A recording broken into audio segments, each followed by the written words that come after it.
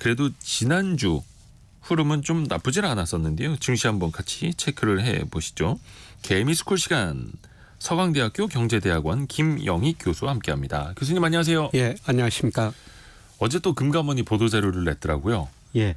그 전문가 이름을 사칭해서 그 사기를 치는 예. 사람들 많지 않습니까? 예. 막 종목 추천해주고 예. 이번엔 피터 린치가 등장을 했더라고요. 예.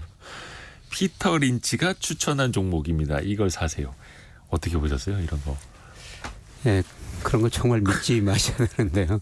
많은 분들이 그런 걸 또 따라서 해가지고 손실을 보고 계시는 것 보니까 좀 안타깝습니다. 예, 사실 저도 뭐 제 이름을 사칭해가지고 그렇죠. 예, 많은 분들이 손실을 보고요. 제가 뭐 어떤 종목 추천했다. 예, 그리고 많이 떨어지면은 카톡에서 제가 나가버리더라. 예, 그래서 학교까지 찾아오셔가지고 수천만 원, 뭐 수억을 손해 보셨다. 이렇게 말씀하시는 분들이 가끔 계시거든요. 그러니까 김영희 교수님이 단톡방을 열어서 예. 실제로 거기서 종목을 추천하지 않았느냐 이거잖아요. 예. 예, 그래서 학교까지 찾아가지고 사실 좀 확인하기 위해서 왔다. 예. 그런데 사실 저 금감원 그 법이라고 그럴까요? 예. 이렇게 대화를 못하게 돼 있거든요. 특정한 저 자산운용사나 자문사 허가받은 것 외에는 뭐 종목에 대해서 질의응답을 못하게 돼 있습니다. 예. 예, 그런 것들이 그 질의응답하면 전부 가 사칭이라고 보시면 될 것 같습니다. 그러니까 교수님을 그 이름을 사칭한 페이스북 계정만 해도 아마 수십 개 될 겁니다. 예, 수십 개 되고요. 매주 없애고 또 신고해서 없애고 그러는데도 또 계속 생기고. 생깁니다. 예. 심지어 피터 린치를 사칭하는 계정도 등장을 했고 예. 요즘 뭐 유튜브, 페이스북, 인스타그램, 또 카카오톡, 단톡방, 텔레그램 그러니까 채널에 수단할 거 없이 그냥 여기저기에서 사칭이 다 등장한다. 일단 이렇게 예. 봐야겠고요. 그리고 또 여기 최근에 좀 확대된 게 제가 어떤 사이트를 추천한 거로. 사이트를 추천했다. 예. 그래서 제가 추천했다고 이제 거기 들어가서 투자해가지고 손실을 보셨다. 예. 이렇게 또 손실 보시는 분들도 계시거든요. 또 뭔가 간접적으로 사칭을 하는. 예. 예. 하여튼 우리 김영희 교수님이 추천하는 건 성공예감 이데오입니다. KBS 1라디오만. 여기서는 종목 추천 안 합니다. 근데 참 사람들이 얼마 전에 그 많이 나온 그 피싱 기사를 보니까 한국은행이 어떤 유명 연예인을 고소했다. 예. 이런 가짜 기사. 예. 그러면서 뭐 코인 발행이 어쩌고저쩌고 그래서 결국 어떤 코인이 유망하고 근데 참 거길 따라다니는 사람들의 심리는 또 예나 지금이나 또 변치 않고 있는 것 같아요. 예. 빠르게 돈 벌려는 사람. 그 연예인 말씀하시니까 저도 그런 연예인한테 메일을 하나 받았었는데요. 네네네. 예, 그분 연예인 남편이 저 때문에 돈을 굉장히 많이 벌었다. 예. 예. 감사하다고요? 예. 그래가지고 거기 사이트로 유도를 하는 거예요. 예, 그래서 그 연예인께서 저한테 학교로 저 메일이 보내와가지고 예, 빨리 없애달라. 그렇다면 총장한테 신고하겠다, 경찰에 신고하겠다. 뭐 이런 메일을 받아가지고 참 안타깝었습니다. 근데 그걸 또 신고한다고 해서 그게 없어지는 예. 것도 아니고요. 예. 그 해외 서버를 둔 그 업체들이 뭐 협조하는 것도 아니고 경찰에서는 실제 피해자가 실제 피해자를 가져오셔야 됩니다. 또 이런 이야기가 예, 그렇습니다. 답답합니다. 예. 자, 해서 항상 조심하시길 바라겠습니다. 지난주까지 코스피가 그래도 좀 흐름은 괜찮았습니다. 그렇죠? 예, 2750선대까지는 좀 올라왔고요. 뭐가 좀 달라진 게 있었습니까? 외국인들이 최근에도 주식을 많이 샀었어요. 외국인 예, 투자자들이. 5월 달에 좀 많이 팔았었는데 약간 팔았었는데 네. 4월까지 많이 사다 5월 달에 팔았는데 6월 들어서 다시 많이 사고 있습니다. 그런데 올해 들어서 외국인들이 우리 주식을 코스피 시장에서만 약 21조 원 정도 샀거든요. 올해요? 예, 이렇게 많이. 그러면 외국인들이 왜 이렇게 우리 주식을 많이 살까? 네. 지금 우리는 우리 주식 팔고 미국 주식 사는데요. 거꾸로거든요. 그렇죠. 예, 그런데 외국인들이 우리 주식을 사는 이유는 두 가지인 것 같아요. 한국 주가가 저평가됐다. 네. 예, 그리고 원달러 환율이 지금 1380원이라고 아까 말씀하셨습니다만 원화 가치도 저평가됐다. 그래서 앞으로 주식을 사면 한국 주가도 오르고 환율도 떨어지면 주식에서 이익 보고 그다음에 환율에서도 차익을 벌 수 있다. 이런 기대가 작용한 것 같아요. 근데 제가 생각해도 환율 1380원은 우리 경제에 비해서 좀 높은 것 같습니다. 예, 대표적으로 영국의 디 이코노미스트라는 경제 주간지가 있거든요. 네. 이게 가끔 1년에 한 2차례 정도가 빅맥 지수라는 걸 발표해요. 그렇죠. 예, 빅맥 지수라는 건 뭐냐면은 맥도날드 가면 빅맥이나 햄버거가 있거든요. 네. 이게 일물을 일가위법칙해서 전 세계 어디서나 같아야 된다. 그런데 그게 빅맥이 조사할 때 우리나라에서 5,500원이었어요. 예. 근데 미국에서는 5달러 69센트였거든요. 이 의미는 우리나라 돈가치 5,500원하고 미국 돈 5달러 69센트 가치가 같아야 된다. 예. 예, 그렇게 되면 1달러당 한 967원이 되는 거예요. 근데 지금 지금은 환율에 비해서는 어떤 의미 없는 환율일 수가 있는데요. 원화가 엄청나게 저평가되어 있다. 예, 예. 물론 뭐 빅맥 지수가 다 정답은 아닙니다만. 정답은 아닙니다만. 일종의 참고로. 예, 예. 예, 그만큼 우리 돈 가치가 저평가돼 있다. 예, 그래서 외국인들이 우리 주식을 사지 않나 저는 그렇게 생각하고 있습니다. 외국인 입장에서는 절대적으로 주식의 가치도 싸고 예. 원화도 저평가되어 있으니 저평가되어 있는 원화를 가지고 한국 주식을 사면 예. 환율로도 수익을 또 챙길 수도 있겠다. 예, 막 이런 그렇습니다. 생각하는 예, 거겠네요. 예. 올해 21조 원 외국인이 순매수를 하고 있고, 근데 외국인이 이 정도 순매수한 거에 비하면 또 코스피가 많이 오른 것도 아니고요. 예, 그렇죠. 그만큼 외국인들이 순매수했는데 개인들도 기관들 팔고요. 빠져나가니까. 예. 들어오는 외국인이 돈 있으면. 사는데 기관 팔고 개인들이 팔고 최근에는 또 개인들뿐만 아니라 기관마저 주식을 좀 많이 팔고 있거든요. 그 얘기를 좀 먼저 해볼까요? 예. 개인 투자자분들은 특히 올해 증시에서도 계속해서 순매도를 하고 있고 오히려 그 돈으로 미국 주식을 산다고 예. 하고 이게 또 신뢰의 문제로도 이어질 수는 있겠습니다만 그 원인은 좀 어떻게 보세요? 예, 사실 2010년 이후요. 그 주가를 보면은 우리 주가는 상대적으로 더 오르고 미국 주가만 많이 올랐거든요. 2010년대 이후로. 예, 그랬었습니다. 예, 그런데 이제 과거 사이클 보면 예를 들어서 1980년에서 89년에는 우리 주가가 많이 올랐었어요. 그때 우리 이거 3조 원으로 경기 아주 좋았었습니다. 90년대는 네. 미국에서 IT 혁명이 있어가지고 미국 주가가 많이 올랐고요. 그다음에 2000년에서 2009년, 10년은 S&P 500이 10년 동안 정체됐어요. 그 좋은 마이크로소프트 같은 회사도 2000년 IT 거품이 붕괴되고 제자리에 올라가기까지는 꼭 10년이라는 세월이 걸렸습니다. 네. 예, 그런데 2010년 이후로는 지금 우리 주가는 뭐 오르긴 오르지만 상대적으로 부진하고 미국 주가만 많이 오르다 보니까 그래서 미국 주가는 오르고 우리 주가는 안 된다. 그래서 국장을 떠나가지고 미장으로 가자 이런 이야기까지 나오지 않습니까? 그렇죠.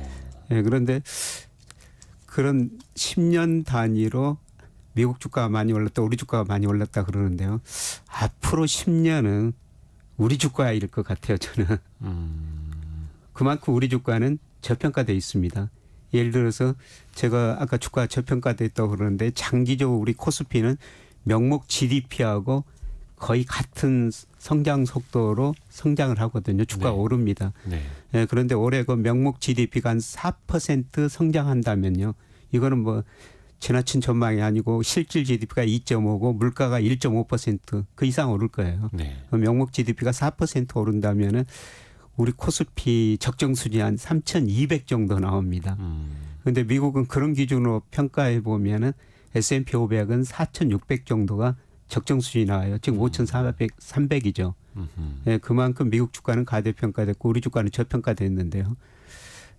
예, 그래서 저는 좀 균형적인 시각이 필요한 시점이 아닌가. 근데 지금 계속 돈이 미국으로 몰리고 있는데요. 뭐 제가 금융시장을 오랫동안 지켜보다 보면 돈이 한쪽으로 몰리면은 시간이 지나면 또 부작용이 발생하거든요. 예, 그래서 좀 균형적인 시각을 갖출 필요가 있고요. 예, 그다음에 어떤 때 미국 주가가 많이 올랐고 우리 주가가 많이 올랐느냐. 예, 그거는 달러 지수입니다. 네. 달러 지수가 강세를 보일 때, 달러 지수가 올라갈 때는 미국 경제가 좋았었죠. 그래서 미국 주가가 많이 올랐고요. 달러 지수가 하락할 때는 우리 주가가 상대적으로 이머징 마켓 주가가 상대적으로 더 많이 올랐거든요. 네. 근데 최근 달러가 약간 강세를 보이고 있는데 과연 앞으로 달러가 계속 가치가 오를 것인가? 그거는 제가 보기에는 아닌 것 같습니다. 미국 연방정부 부채가 GDP 대비 120%고요. 네. 그다음에 미국의 대입 순부채가 한 72%로 너무 높습니다. 예, 그리고 미국이 뭐 시간의 문제지만은 금리 인하한다는 거 아닙니까? 네. 예, 그러면 달러 지수가 하락할 수밖에 없어요. 예, 이렇게 되면은 우리나라나 이머징 마켓 주가가 상대적으로 미국 주가보다 조금 더 오르게 됩니다. 더 오르게 됩니다. 다 미국으로 쏠려갔던 돈들이 조금 더 풀리면서. 예, 그렇습니다. 예.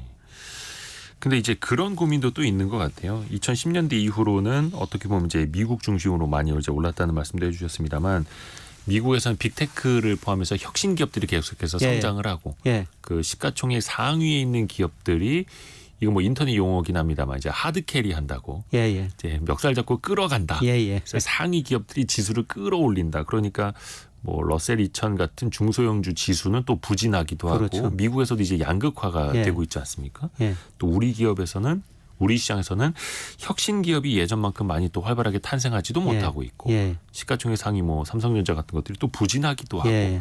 그게 또 근본 원인 아닌가 싶기도 하고. 예, 그게 미국 주가, 우리 주가 지금 차이가 나는 건 그게 가장 큰 원인일 것 같습니다.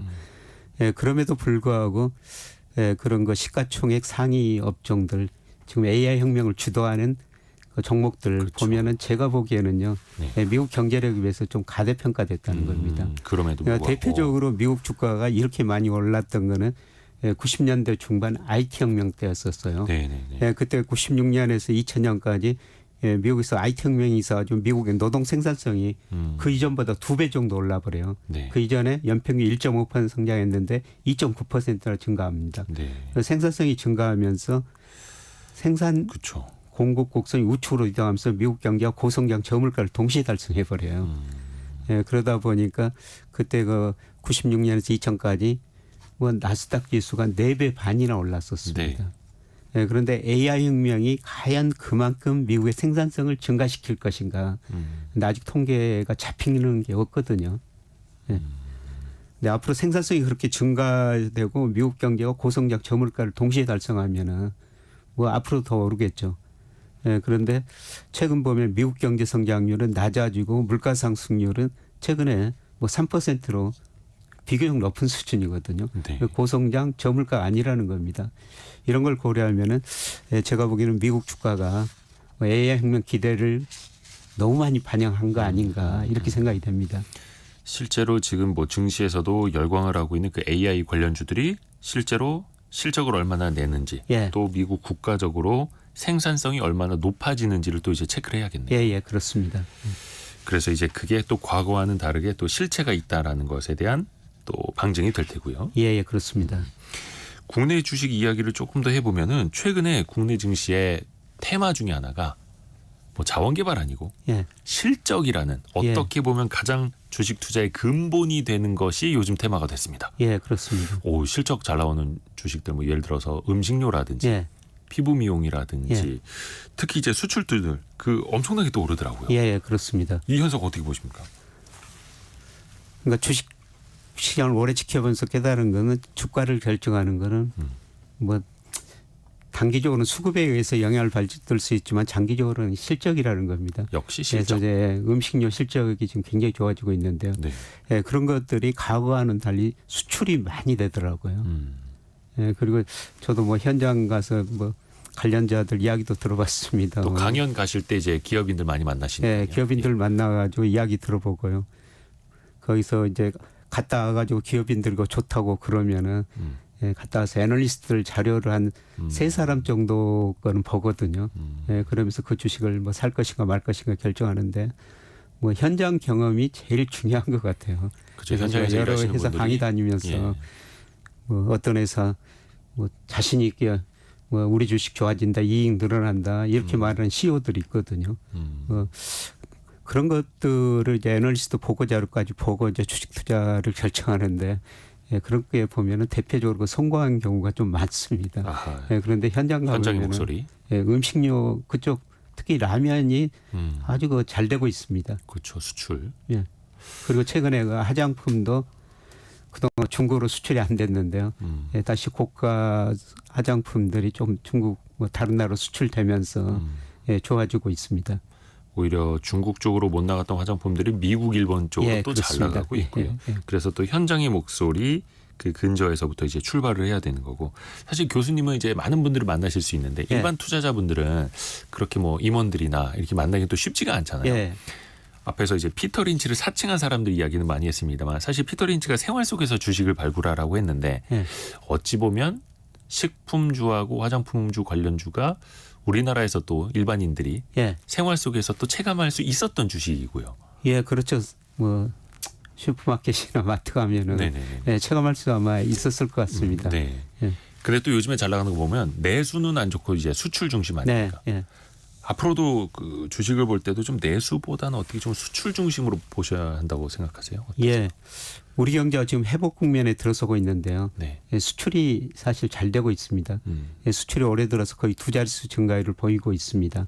근데 수출 내용 보면 아까 라면도 수출 잘 되고 있지만은 뭐 반도체, 선박 같은 것도 수출이 되고 있고요. 네. 예. 근데 내수는 상대적으로 부진해요. 지금 내수 가지고 뭐 정부에서는 지금 약간 뭐 좋아지고 있다 이런 거 진단을 내리는 것 같습니다만 다른 연구원 같은 데는 아직 내수는 부진하다. 예, 그런데 내수의 그 대표적인 지표가 소매 판매거든요. 소매 판매요. 예, 네. 그런데 최근에 보면은 내구재를 중심으로 소비는 별로 안 되고 있습니다. 예, 그래서 지금 경기는 회복되고 있는데 수출하고 내수하고 차별화된 경기 회복이다. 그래서 하반기에 이제 소비가 얼마나 증가할 것인가 여기에 달려 있는데요. 예, 그거는 뭐 회복되더라도 우리 가계 부채가 아직도 높은 수준이기 때문에 소비 회복 속도는 좀 느릴 것 같습니다.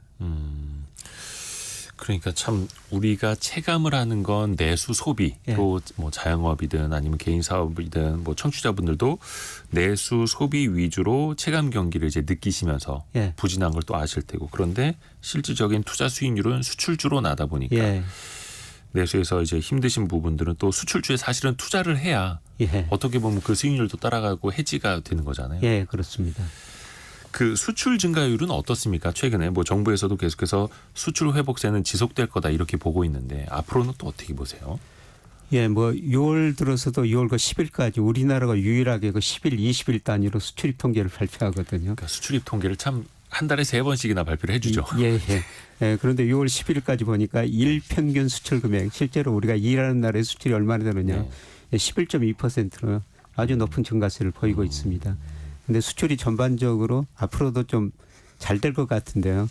우리가 수출에 선행하는 게 OECD 한국 선행지수가 있거든요. OECD 한국 선행지수를 발표하는데 이게 우리 수출에 한 3개월 정도 선행해요. 네. 예, 그런데 OECD 선행지수가 한국 선행지수가 5월까지 계속 올랐습니다. 예, 그러면 뭐 3개월 선행성을 보면은 예, 최소한 그 8월까지는 수출이 증가한다. 이게 당분간 수출이 잘 된다. 이렇게 보시면 될 것 같습니다. OECD 경기 선행지수 그 중에서도 한국 예, 관련된 한국, 예, 선행지수를 보면 이거는 이제 우상향을 하고 있고. 예, 그렇습니다. 근데 이제 미국도 그렇고 서서히 이제 소비가 둔화되고 이러면 예. 경기가 좀 다운되고 그러면 우리의 수출도 시간 차이를 두고 좀 둔화되지 않겠느냐라는 우려가 일찍부터 나오긴 하잖아요. 아마 미국으로 수출은 좀 증가세가 둔화될 것 같습니다. 네네. 예, 작년 뭐 올 상반기까지 미국으로 수출이 잘 됐죠. 그런데 올가 1월에서 5월까지 그 우리 수출 비중 보니까 미국 뭐 중국 비중 거의 19.2%인데요. 2002년 이후로 처음으로 미국 비중이 중국 비중을 좀 넘어섰어요. 이제 미국이 다시 제1의 수출 국가가 된 예. 거죠. 예, 그런데 미국 경제 성장이 지금 둔화되고 있거든요. 네. 하반기로 갈수록 미국 수출 증가율이 둔화되고요. 그다음에 미국 여러 통계 보니까 최근 미국서 자동차 재고가 늘어나고 있다는 겁니다. 근데 우리나라 자동차 수출 거의 절반 이상이 미국으로 가는데요. 네. 하반기로 갈수록 미국으로 수출 증가세는 좀 둔화될 것 같습니다. 근데 다행히 예, 최근 들어가지고 중국으로 수출이 좀 증가하고 있고요. 예, 그다음에 아시아 국가, 뭐 인도네시아, 그다음에 베트남, 뭐 이런 나라고 인도 쪽으로 우리 수출이 거의 20% 이상 최근에 증가하고 있거든요. 네. 그래서 하반기 들어서 미국으로 수출 증가율은 좀 줄어들 텐데 중국으로 좀 늘어나고 그다음에 아시아 지역으로 수출이 많이 늘어나면서 예, 미국 수출 감소분을 어느 정도 상쇄시킬 수 있을 것 같습니다. 그래서 수출은 뭐 올 연간 계속 증가할 수 있다. 수출이 우리 경제 성장을 주도한다. 이렇게 보시는 게 좋을 것 같습니다. 미국 쪽이 둔화되더라도 중국과 아시아 쪽으로 늘어나면서요. 예, 예. 좋습니다. 그리고 미국 쪽 이야기를 좀 더 해보면은 역시나 이제 금리 인하 기대가 예. 이제 상존하고 있는데 얼마 전에 그 연준에서도 전두표를 이제 새로 찍었죠. 예. 그 전까지만 3개월 전까지만 하더라도 올해 최소한 2번 정도의 금리 인하는 있을 줄 알았는데 예. 그걸 1회로 축소를 시켜버렸습니다. 그 예. 가능성을. 예. 일단 그것부터 좀 평가를 해 주시겠어요? 예. 지난 거 3월하고 그다음에 이번에 6월에 점도표를 찍었습니다. 네. 점도표가 3월에는 평균이 4점 연말이 6%였어요. 4.6. 예. 근데 이번에 5.1% 올라 버렸거든요. 근데 오른 주요 이유를 보니까 예, 미국 연준 위원들이 물가 상승 전망치를 좀 높여놨습니다. 예, 미국에서는 개인 소비 지출 물가라고 그러는데요. 예, 그게 올해 2.4% 전망했습니다. 2.6%로 좀 올려버렸거든요. 예, 그러면서 물가가 당초 예상만큼 좀 잡히지 않는다. 예, 그래서 연준 위원들이 뭐 점도표 몇 퍼센트가 적정금이다 이렇게 점을 찍어 놓는 거를 이번에 좀 올려버렸었습니다. 예, 그래서 그럼에도 불구하고 뭐 시장에서는 9월 혹은 12월 뭐 두 번은 올해 인하할 것이다. 예, 시장은 이렇게 지금 예상하고 있습니다. 그러게요. 연준 위원들이 분명히 한 번만 인하할 것 같다라고 점을 찍어줬는데 예. 시장에서는 아니야 2번 인하할 것 같은데라고 예. 하고 있는 거죠. 예, 그렇습니다. 예, 그거는 미국 그 기준금리가 지금 연방 기준금리라고 그러는데 5.2에서 5.50%거든요. 네. 예, 그런데 뭐 경제학자들의 평가하기는 지금 미국 경제력에 비해서 이 기준금리가 높다. 너무 높다. 예, 한 5% 뭐 그 이하일 것이다. 이렇게 그 추정을 하는 것 같고요. 예, 그다음에 중요한 거는 미국 경제 성장률이 좀 낮아지고 있다는 거죠. 예, 작년에 그 2.5% 성장했습니다. 올해 컨센서스 2.4고 내년에 1.8 정도 나오고 있는데요. 네. 예, 실제로 1분기 경제 성장률은 1.3%로 나왔거든요. 예, 그리고 고용은 뭐 지난 5월 달에 굉장히 높게 나왔죠. 27만 2천 개로 전문가 네. 예상치보다 훨씬 더 나왔는데요. 근데 미국 고용 조사가 기업을 대상으로 조사하는 게 있고요. 가계를 대상으로 조사한 게 있어요. 네. 근데 가계를 대상으로 조사한 것 보니까 40만 8천 개나 일자리가 줄어들어 버렸습니다. 줄었다고요? 예. 예, 그리고 기업들이 풀타임 고용하고 하프타임 고용을 하는데요. 예, 지금 풀타임 고용은 줄어들고 하프타임 이거 이 고용만 지금 늘어나고 있거든요. 그러니까 조금 양질의 일자리는 좀 줄고 있고 예. 예, 좀 질이 좋지 않은 일자리가 오히려 늘어난다 이런 말씀이시죠. 그렇죠. 그래서 기업 조사하고 가계 조사하고 어떻게 다르냐면 기업은 조사는 주로 기업하고 정부 대상 이거를 조사하고요. 가계 대상은 가계한테 조사하고 거기에 자영업자, 영세 소기업들이 포함돼요. 예, 그런데 영세 소기업 자영업은 우리도 어렵지만 미국도 어렵다는 겁니다. 그래서 이런 것들이 전반적으로 확산되면서 앞으로 미국 기업들이 고용을 줄일 것이다. 예, 이러한 의미에서 시장에서는 예, 금리를 더 내릴 수 있다. 이렇게 보고 있는 것 같습니다. 시장에서는 그래도 금리 인하 기대감 올해 2번 가능할 네. 거다라는 걸 또 이제 꺾질 않고 있는 네. 거고요. 그래서 어떻게 보면은 연준의 점도표가 비교적 매파적으로 나왔음에도 주가는 꺾이지 않았던 이유가 될 수도 있겠네요. 예. 뭐 금리 인하는 시간 문제다. 그리고 내년에는 좀 많이 인하할 것이다. 예, 그래서 지금 미국 주가 상승이 뭐 올 9월 그다음에 내년 금리 인하를 미리서 많이 선반영해 버리는 것 같습니다. 이제 얼추 상반기도 다 지나가고 예. 아니 그러면 이제 내년 금리 인하 상황까지 또 선반영을 하는 거다. 예, 그렇습니다. 내년 금리 인하 기대감은 얼추 한 3번 정도 반영하고 있다고 보는 게 맞을까요? 예, 그렇습니다. 최소한 그 3차례 정도는 인하할 것이다. 이렇게 그 점도표들이 나와 있기 때문에 뭐 금리 인하는 시간 문제고 내년 가면 더 인하할 것이다. 이걸 그 시장 주식시장이 지금 많이 반영하고 있습니다.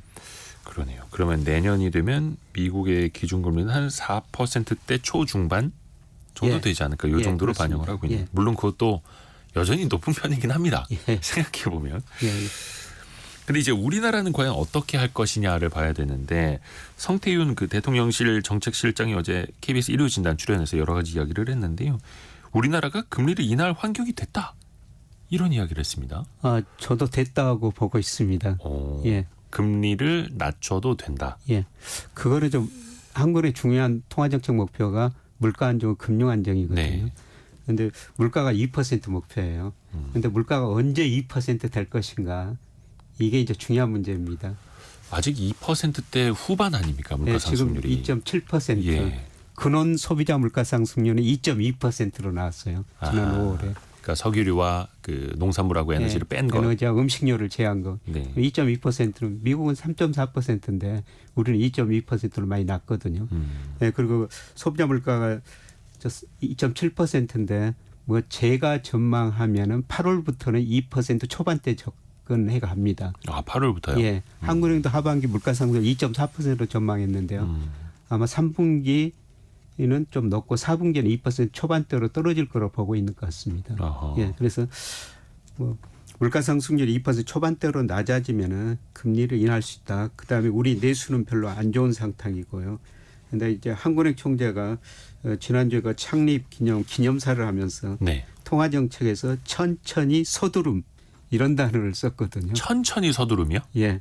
이게 저 페스티나 렌텐 뭐 이런 그 영어 로마 시대에 나온 단어라는 겁니다. 네네네. 아우구스티누스 저 황제가 로마 시대 정책 결정을 할 때 가장 중요했던 단어라는 겁니다. 천천히 서두름. 그러니까, 천천히 서둘러라. 그러니까 한국은행 총재는 금리 인하를 너무 빨리 해도 안 되고 너무 지금 늦어도 안 된다. 어렵네요. 예. 그래서 굉장히 지금 어려운 시점인데 예, 그게 이제 물가 상승률이 결정을 해주라는 거죠. 뭐 제가 예상대로 8월 들어서 물가 상승률이 2% 초반으로 떨어지면은 예, 금리 인하할 수 있다는 겁니다. 그래서 물론 이제 그때 나오는 또 물가 상승률 예, 데이터를 봐야겠습니다만 예. 물론 이제 데이터에 따라서 연준도 그렇고 하는 도 결정할 수밖에 없습니다만 예. 근데 교수님의 말씀은 미국보다 우리나라가 먼저 금리를 인하할 수 있다. 예, 그렇습니다. 제가 그렇게 보는 거는 우리 물가가 미국보다 훨씬 지금 빠르게 안정되고 있다. 아까 미국 근원 물가는 3.4인데 우리는 2.2%다. 예, 그리고 미국은 우리 경제보다도 더 좋거든요. 네. 우리 경제는 지금 실제 GDP가 이제 잠재 GDP 약간 접근해 가는 상황이에요. 우리 경제는 그동안 능력 이하로 성장했습니다. 미국 경제는 능력 이상으로 성장했고요. 그러니까 능력 이하로 성장하니까 수요 측면에서 물가 상승 압력이 없다는 거죠. 예, 그리고 제가 그 적정금리라고 서 이거 테일러 준책 한 이론이거든요. 여러 이론이 있습니다만 그거 추정해 보니까 지금 우리 기준금리가 3.5%인데요. 3.0%로 나옵니다. 적정금리가 높고요. 우리 지금 체력에 지나치게 높은 기준금리를 우리가 감당하고 있다. 예. 그리고 한국은행도 지금 기준금리가 뭐 긴축적인 수준이다 이런 이야기를 하고 있어요. 금리가 우리 적정 수준에 비해서 높다는 거죠. 예. 그리고 지금 시장금리는 기준금리 미치거든요. 대표적으로 그렇죠. 시장금리 하면은 정부에서 발행하는 국고채 3년 수익을 시장금리라고 그래요. 네. 그런데 이게 작년 12월부터 지금까지 7개월 연속 이게 기준금리를 밑돌고 있습니다. 먼저 내려가 있는 거죠. 예. 그래서 시장은 한국은행한테 기준금리 내려라 압박을 하고 있는데 한국은행은 물가 2% 확신이 들 때 금리를 인하하겠다. 예, 그래서 물가가 중요한데요. 물가가 아마 8월쯤에 중요한 데이터가 좀 나올 것 같습니다. 그러면 그게 7월 소비자 물가 지수가 8월에 나온 걸 말씀하신 거 아니면 8월 물가가 8월 물가 9월쯤에 9월 초에 나오는데 아하. 예. 그러니까 9월 초에 나오는 8월 소비자 물가 지수를 보면 예, 어느 예. 정도 진정이 돼 있을 거고 예. 그러면 뭐 9월이 됐든 10월이 됐든 그때부터는 한은도 금리를 내릴 수도 예, 있다. 내릴 수 있다 이렇게 보고 있습니다. 예, 그런데 이제 문제는 우리가 미국보다 금리를 먼저 내릴 수 있을 것인가? 항상 부담이죠. 예, 그게 부담인데요. 네. 예, 그래서 돈이라는 게 눈이 있어 수익률 높은 데로 이동한다는 겁니다. 그래서 미국이 우리보다 금리가 높으면 우리 시장에서 돈이 빠져나가지고 미국으로 갈 것이다. 예, 그럼 우리 시장에서 돈이 빠져나가니까 환율이 더 올라버릴 것이다. 그러니까 지금도 한미 그 기준금리 차이가 2% 포인트인데 예, 그게 뭐 2.25% 포인트, 2.5% 포인트가 돼버리면 예, 더 미국 쪽으로 돈이 빨려 들어갈 수 있잖아요. 예, 그렇습니다. 예, 그게 이제 가장 큰 우려인데요. 예, 그런데 작년에 우리 금리가 미국 금리보다 기준금리로 하면 2%포인트 낮았죠. 낮은데. 예, 그런데 작년에 우리 채권 시장으로 돈이 많이 들어왔어요. 외국인들이 우리 채권을 13조 6천억 순매수를 했거든요. 그러니까 기준금리 차이가 모든 걸 다 말해주는 건 예, 아니다라는 올해도 거죠. 계속 순매수하고 있습니다. 예, 그런데 외국인들 우리 주식은 한 29% 가지고 있는데 미국계 자금이 40% 가지고 있어요. 네. 근데 채권은 한 9.8% 가지고 있는데요. 채권은 아시아계 자금이 47%, 유럽계 자금이 29%입니다. 거의 80% 정도를 아시아계 유럽계 자금이 우리 채권을 가지고 있다는 겁니다. 아하. 예, 그런데 우리 금리가 일본보다 높고 싱가포르보다 높습니다. 독일보다도 훨씬 더 높아요. 그래서 이런 아시아계 자금, 유럽계 자금은 우리 채권에서 빠져나가지 않을 거라는 거죠. 미국 사람들 우리 채권을 별로 안 가지고 있다는 겁니다. 주식만 많이 가지고 있지. 빼나갈 것도 별로 없다. 예, 그렇습니다. 예, 그래서 네. 그렇게 우려한 것처럼 우리가 먼저 금리를 인하하더라도요. 뭐 미국 자금은 별로 빠져나갈 게 없는 것 같습니다. 그러니까 사실 이제 미국이 그 어느 나라보다 지금 기준금리가 높은 상황은 또 거의 공통적인 거고 아주 예. 뭐 하이퍼 인플레이션으로 막 경제가 망가지 이런 나라들 제외하고는 예. 거의 비슷한 거죠. 그래서 유럽 중앙은행도 그렇고 캐나다, 뭐 스위스, 스웨덴 등등도 먼저 금리 인하를 결정한 거고요. 예, 예. 그럼 그들 나라들은 좀 물가가 진정이 돼서 그런 겁니까? 예, 물가 상승률이 낮죠. 경제가 별로 안 좋습니다. 올해 미국 경제가 2.4% 성장한다는데요. 뭐 블룸버그 컨센서스 최근 거 보니까 유럽 경제는 0.7%예요. 예, 그리고 물가 상승률도 2.4%. 뭐 2% 목표치는 아니지만 거의 접근해 가고 있다는 겁니다. 내년에는 2% 접근할 거라는 겁니다. 그래서 통화 정책이라는 건 늘 그 선제적이라고 이야기하는데요. 그러니까 금리를 뭐 인상하거나 인하하면 바로 경제에 영향을 미치는 게 아니라 뭐 소비, 생산 이런 것들에 미국도 한 9개월, 12개월 시차를 두고 영향을 미치고요. 우리도 그 정도 시차, 9개월 시차 정도 두고 영향을 많이 미치거든요. 네, 그래서 뭐 유럽 중앙은행이 최근에 20위가 금리를 인하했으면 내년에는 물가가 안정될 거라는 거죠. 그러네요. 5557님. 천천히 빨리빨리 공사 현장에서도 쓰는 표현이라고. 조심히 빨리빨리 하세요. 네, 한국은행의 고민도 마찬가지다. 천천히 서둘러야 한다. 신중하게 고려하겠다는 신중하게. 네. 그리고 그 8월 소비자 물가 지수가 나오는 이제 9월부터는 좀 확인할 수 있을 거다. 물가 진정되는 걸 낮아지는 걸 확실히 2% 초반으로 그런 말씀해 주셨는데 소비자 물가 지수보다 생산자 물가 지수가 좀 선행을 하잖아요. 예, 예. 그 생산자 물가 지수가 이번 주 금요일이겠죠? 21일이면 예, 예. 21일에 발표가 됩니다. 어떻게 좀 미리 물가가 좀 많이 떨어진 걸 보여줄 수 있을까요? 생산자 물가가 5월에는 조금 올랐을 것 같아요. 근데 5월 생산자 지표는요? 물가는 정말 안정됐었거든요. 예. 올해가 1월에서 4월까지 보니까 1% 초중반이에요. 네. 예, 그런데 5월 물가는 2% 약간 넘어섰을 것 같습니다. 그건 그래요? 기저효과예요. 예, 작년 5월에 생산자 물가가 전년 동월 대비 0.5% 올랐고요. 6월, 7월은 오히려 0.3% 감소했어요. 예, 작년 5월에서 7월까지 물가 수준 자체가 낮아져 버렸거든요. 네. 그래서 올해는 5월에서 7월까지는 생산자 물가가 조금 올라갈 수가 있습니다. 아, 예, 그러니까 그런데 기저효과 한 때문에. 2% 안팎 나올 것 같고요. 네. 예, 생산자 물가가 우리가 소비자 물가에 한 2개월 정도 선행을 합니다. 예, 생산 비용이 올라가면 생산자들도 먼저 상품가도 전가하죠. 좀 올릴 수밖에 없는데요. 네. 예, 그런데 뭐 생산자 물가 2% 안팎이라면은 그 정도 높은 수준은 아닌 것 같습니다. 그러니까 그 정도라면은 이제 괜찮을 예. 걸로 보이시고요. 그 중국 경제도 한번 체크를 해볼까요? 예. 아, 오늘이군요. 아마 한 11시 좀 넘어설 텐데 중국의 소매 판매 지표가 이제 발표가 될 겁니다. 5월의 소매 판매 지표. 최근에 중국이 내수도 좀 진작을 시키려고 2구 환신 정책도 뭐 새롭게 꺼내들고 했잖아요. 예, 예. 어떨까요? 좀 효과가 나올까요? 효과가 크지는 않지만 조금씩은 나타나고 있는 것 같습니다. 서서히. 예.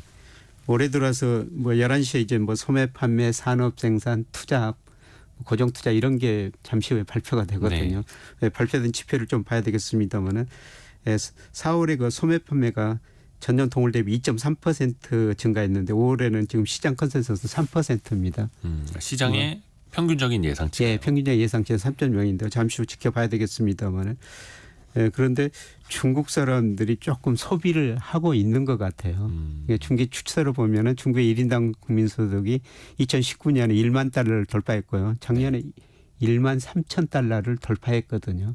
1만 달러, 1만 3천 달러 이 수준 가면은 과거보다 좀 소비가 증가하는 모습이 나타나고 있습니다. 예, 그래서 중국 소비자들이 그동안 코로나 때문에 또 소비를 못 해가지고 미국은 지금 저축이 많이 소진되고 있지만은 네. 중국은 아직도 저축률이 높거든요. 근데 그 저축률이 높았던 게 부동산을 비롯한 이제 자산 가치가 떨어지니까 불안해서 돈을 못 쓰고 예, 그러면서 돈이 또 묶여 있었던 거잖아요. 예, 근데 어떻게 좀 그게 풀릴 거라고 보시는 건지요? 예, 그렇죠. 그동안 뭐 부동산 가격도 떨어지고 주가도 떨어지고 그래서 네. 미래가 불안해서 돈을 못 썼는데요. 그래도 부동산 지금 하락폭은 좀 둔화되고 있고 예, 주가는 지금 아주 좀 느리지만은 바닥에서 서서히 좀 올라오고 있거든요. 예, 그래서 중국 사람들이 그동안 그 저축을 바탕으로 좀 소비를 할 것 같습니다. 그러니까 또 중국 정부 입장에서는 또 소비를 하도록 하려면 이구한신 정책 뭐 예를 들어서 뭐 보조금을 준다라든지 이런 것도 중요합니다만 자산 가치가 떨어지지 않도록 집값 예, 부양할 또 필요성도 있는 거고 예, 예, 그런 노력들은 또 해오고 있잖아요. 중국이 예, 그렇습니다. 어떻게 좀 결과로 좀 나타나고 있을까요? 뭐 중국 경제가 그동안 뭐 위기가 온다 그랬는데도 뭐 그 정도는 아니고요.